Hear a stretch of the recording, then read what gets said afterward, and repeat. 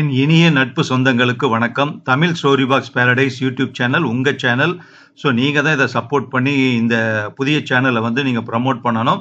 So அதுக்கு என்ன பண்ணணும் அப்படின்னா, நீங்கள் சப்ஸ்கிரைப் பண்ணிவிடுங்க. அதுக்கப்புறம் நம்ம சேனலில் போடக்கூடிய ஒவ்வொரு வீடியோவையும் வந்து உங்கள் ஃப்ரெண்ட்ஸ் சர்க்கிளுக்கு வந்து ஷேர் பண்ணுங்கள். அப்படியே ஒரு லைக் கொடுத்துருங்க, ஓகேவா?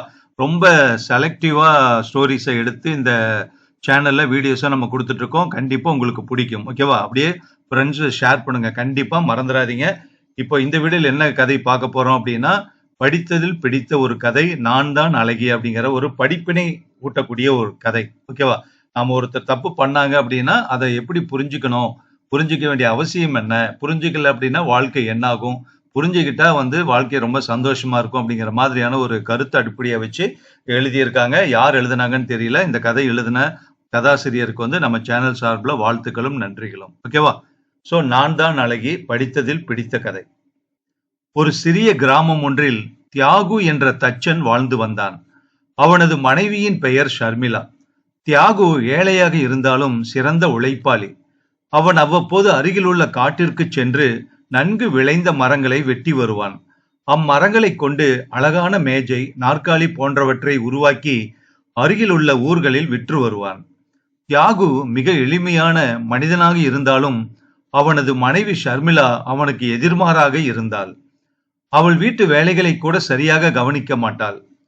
எப்பொழுதும் முகம் பார்க்கும் கண்ணாடி முன்னே அமர்ந்து தன்னை அலங்கரித்துக் கொண்டிருப்பாள். தன்னை எல்லோரும் அழகி என்று அழைக்க வேண்டும் என்ற எண்ணம் கொண்டவள் அவள். ஒரு நாள் வழக்கம் போல தியாகு காட்டிற்கு மரம் வெட்ட சென்றான். அவனது உழைப்பை அறிந்த வனதேவதை அவன் முன்னே தோன்றி, மகனே, நீ இத்தனை காலம் உழைத்து வருவதை நான் அறிவேன். நான் உனக்கும் உன் மனைவிக்கும் 3 வரங்கள் தருகிறேன். இவ்வரத்தின் மூலம் நீ உன்னுடைய வாழ்க்கைக்கு தேவையானவற்றை பெற்றுக்கொள்ளலாம். 3 முறை மட்டுமே நீ சொல்வது பலிக்கும் என்று கூறிவிட்டு மறைந்தது. வரம் பெற்ற தியாகுவிற்கு மகிழ்ச்சி தாங்க முடியவில்லை. அவன் அவ்வரங்களின் மூலம் தன் வாழ்க்கைக்கு தேவையானவற்றை பெற நினைத்தான். இருப்பினும் தன் மனைவியின் ஆலோசனைகளை கேட்கலாம் என்று நினைத்து நேராக தன்னுடைய வீட்டிற்கு ஓடினான். வீட்டிற்கு சென்ற தியாகு தன் மனைவி ஷர்மிளாவிடம் தான் வரம் பெற்ற செய்தியை மகிழ்ச்சியுடன் கூறினான். பிறகு என்னென்ன கேட்கலாம் என்று ஆலோசனையும் கேட்டான். ஷர்மிளா அலங்கார விரும்பி அல்லவா?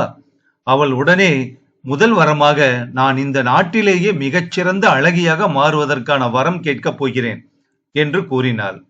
தியாகுவிற்கு தன் மனைவியின் யோசனை பிடிக்கவில்லை. வேண்டாம் ஷர்மிளா, நாம் நம் வாழ்நாளுக்கு தேவையான செல்வங்களை கேட்கலாம் என்று கூறினான். ஷர்மிளா கணவனின் யோசனையை ஏற்றுக்கொள்ளவில்லை. அவள் தன் விருப்பத்திலேயே பிடிவாதமாக இருந்தாள். அவள், நான் இந்நாட்டின் மிகச்சிறந்த அழகியாக மாற வேண்டும் என்று வேண்டிக் கொண்டாள்.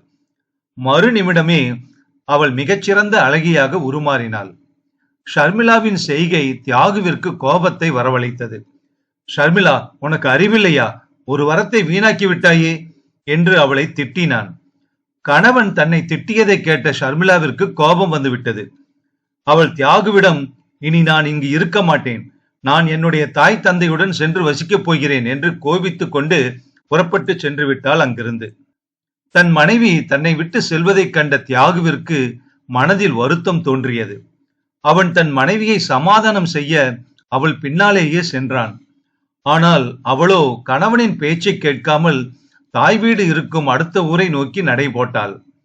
அந்த வேளையில் அந்நாட்டு அரசன் தன் பரிவாரங்களுடன் யானை மீது அந்த வழியே வந்து கொண்டிருந்தார். அரசர் அவ்வழியே சென்ற ஷர்மிளாவை கண்டார். அந்நாட்டில் அவளைப் போல ஒரு அழகியை கண்டதே இல்லை அரசர். எனவே அரசருக்கு ஷர்மிளாவை திருமணம் செய்து கொள்ள வேண்டும் என்ற எண்ணம் உருவானது. அவர் தன் படை வீரர்களை அழைத்து ஷர்மிளாவை இழுத்து வரும்படி உத்தரவிட்டார். படை வீரர்களும் ஷர்மிளாவை நோக்கி விரைந்தனர். அவர்கள் ஷர்மிளாவின் கைகளை பிடித்து அரசரிடம் இழுத்துச் சென்றனர். ஷர்மிளாவிற்கோ அழுகை வந்துவிட்டது. கணவனிடம் கோபித்து இவ்வாறு படை வீரர்களிடம் மாட்டிக்கொண்டோமே என்று எண்ணி வருந்தினாள். படை வீரர்களிடம் தன்னை விட்டு விடுமாறு கதறினாள். ஆனால் அவர்கள் அதற்கு சிறிதும் செவிசாய்க்கவில்லை. நடந்தவை அனைத்தையும் தியாகு பார்த்து கொண்டுதான் இருந்தான். தன் மனைவியை படை வீரர்கள் இழுத்துச் செல்வதைக் கண்ட தியாகுவிற்கு என்ன செய்வதென்று புரியவில்லை. திடீரென்று அவனது மனதில் வனதேவதையின் வரம் நினைவிற்கு வந்தது. படை வீரர்களிடமிருந்து தன் மனைவியை விடுவிக்க ஒரே வழி இதுதான் என்று அவன் நினைத்தான். இப்போது என் மனைவி ஒரு குரங்காக மாற வேண்டும் என்று வனதேவதையை மனதில் நினைத்து வேண்டினான் தியாகு. மறு நிமிடமே அவள் ஒரு குரங்காக மாறிவிட்டாள். வனதேவதை தந்த இரண்டாவது வரமும் வீணாகிவிட்டது. படை வீரர்கள் குரங்குடன் அரசரை நெருங்கினர். படை வீரர்கள் ஒரு குரங்கை இழுத்து வருவதை கண்ட அரசருக்கு கடுமையான கோபம் வந்துவிட்டது. உடனே அரசர், நான் அந்த அழகியை இழுத்து வரச் சொன்னேன், நீங்கள் ஒரு குரங்கை பிடித்து வந்திருக்கிறீர்களா என்று கோபத்தோடு கேட்டார். அப்போதுதான் படை வீரர்கள் திரும்பி பார்த்தனர். அவர்கள் கையில் அகப்பட்டிருந்தது குரங்கு என்பது அவர்களுக்கும் அப்போதுதான் தெரிந்தது. குரங்கை கண்ட அதிர்ச்சியில் அவர்கள் கைகளை விடுவித்தனர். இதுதான் தக்க சமயம் என்று எண்ணிய குரங்கு அருகில் இருந்த காட்டுக்குள் ஓடி தப்பியது.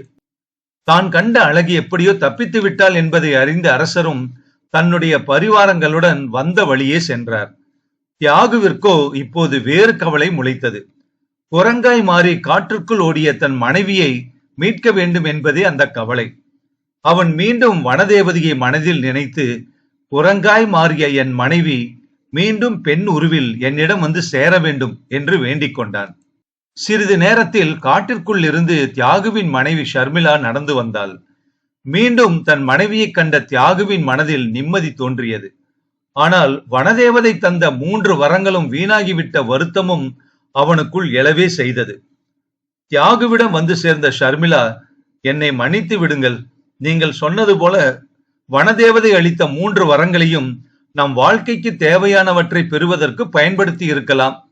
அதற்கு மாறாக நான் உங்கள் யோசனையை கேட்காமல் அழகியாக வேண்டும் என்ற பிடிவாதத்தில் 3 வரங்களையும் வீணாக்கி விட்டேன். என்னை மன்னித்து விடுங்கள். இனி கண்ணாடி முன்னே அமர்ந்து எப்போதும் அலங்காரம் செய்து கொண்டிருக்க மாட்டேன். என் உருவத்தை பற்றி கவலைப்பட மாட்டேன். உங்களுக்கு தேவையான உதவிகளை எப்போதும் செய்வேன் என்று உறுதி கூறினாள். தியாகுவும் தன் மனைவி திருந்தியதை அறிந்து மகிழ்ச்சியுற்றான். அவன் தன் மனைவியோடு தன் குடிசைக்கு திரும்பிச் சென்றான். நன்றி. Thanks to story writer.